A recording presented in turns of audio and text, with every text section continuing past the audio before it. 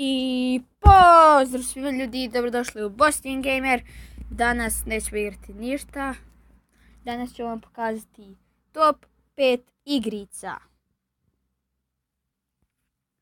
Znači top 5 igrica. Ja sam vam nešto gledao. Prva je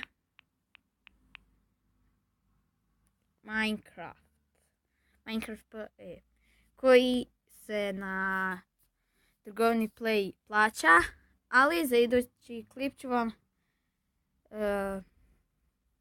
pokazati kako ga instalirati, a da se ne plaća. Ovo je bila prva igrica. Druga igrica je Clash of Clans. Meni je jako dobra, ali je ne igram jer me nešto izbacuje, pa ne igram. A ovo je bila druga igrica. Znači sada idemo na treću. Evo ga. Clash Royale. Preporučujem je svima, jako je dobra. Pogledajte. Vidite.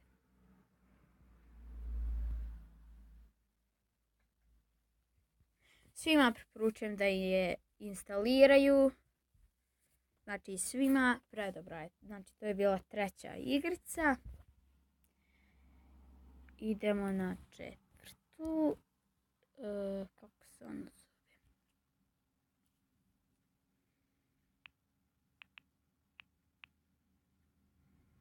Ne. Ja se zaustavite klip dok se sjetim. Koja je četvrta. I sjetio sam se, to je Vegas Crime Simulator. Po meni, barem je dobra igrica.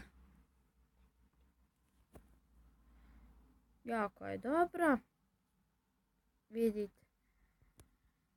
Ovdje. Kao GTA. Samo što malo slabija grafika.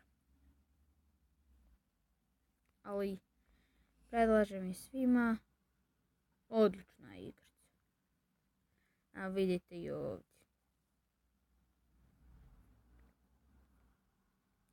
Idemo na zadnju igricu. A to će biti...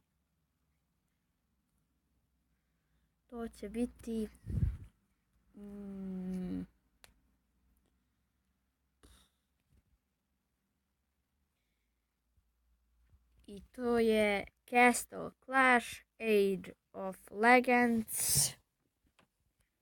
Znači, igrao sam je. Pošto sam imao sve. Znači, sve vojnike što je se moglo imati sam imao. Na max level i sve. No, jedno mi je dosadlo, pošto koga god napadnem uvijek pobjeđivo jer sam bio prejak i zato mi je dosadlo.